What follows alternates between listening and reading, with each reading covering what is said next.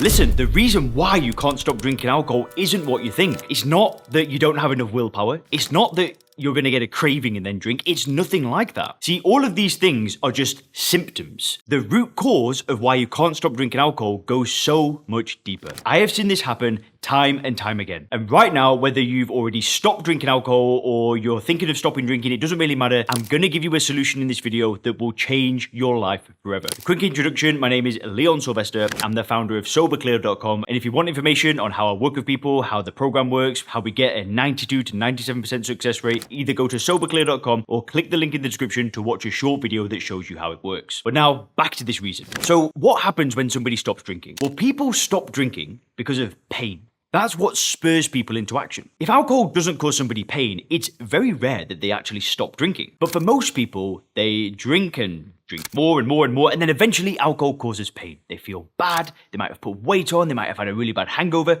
something bad happens, and it spurs them into action. I'm sure you can agree with that. So then, what happens next? Well, they might stop. They might stop for 2 weeks, they might stop for 2 months. And good things then start happening. Most people that stop drinking, they feel way better, they feel more energy, they feel, more clarity, they feel like they're getting fitter, relationships start improving, self-confidence starts improving, things just start moving in the right direction again. But then something happens. There's a roadblock. People get to a place when they're not drinking when things are pretty good. I've done this so many times. I've stopped for 2 weeks, for 2 months, and life's going well. And then one day, out of nowhere, this idea comes into my head. This thought just goes, boom, and it goes, Leon, life's going well now. You're doing great. You're fit, you're healthy, just things are going in the right direction. So Leon, why don't you have a drink? See, most of us think that we're going to start drinking again because we're in a bad place, right? Maybe, I don't know, something bad happens in our life and we want to escape those bad emotions with the drink, and that's what leads us back to drinking. But from my experience, that was never the case. I'd start drinking again because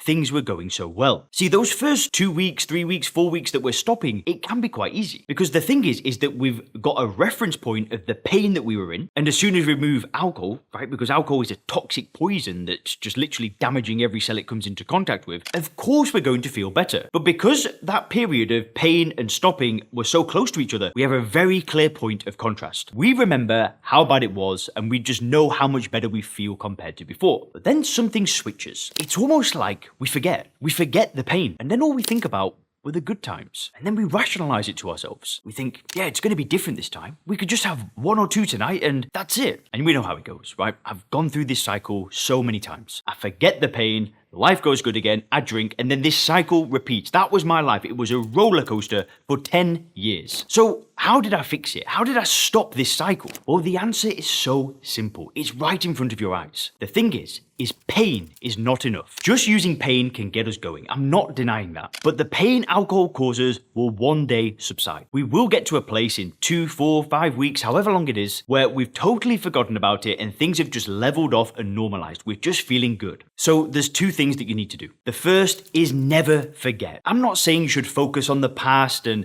think about all the bad things that have happened, but just, you can't forget this pain. A good thing you can do is just journal, right? Just write down why you want to do this. And then later on in your journey, you can reflect on those reasons. For example, if you stop drinking because your wife doesn't like it and your wife's upset with you, and then a month down the road, she's happy again, that's when we can get this great idea to drink again. And because your wife's fine and everything's going well, you think, why not? But then if you look back at your list and you remember, oh wait, like it was just a month ago and she was on the verge of leaving me, it can just snap you out of it. But the problem is the pain is not enough. See, the real solution to all of this is having a conversation with yourself and getting real and really asking yourself, are you going to achieve the life that you want with alcohol in it? I know without a shadow of a doubt, there is no way I will live the life of my dreams when I drink. I won't have the business I want, I won't have the health that I want, nothing will happen if I continue drinking. So now, rather than me running away from the pain that alcohol caused, now there's almost a future pain of my decision to drink in the present moment. If I drink, I'll never reach what I want tomorrow. And that's why having a vision for your life, knowing what direction you want things to go in, is so important. It can't just be about stopping drinking because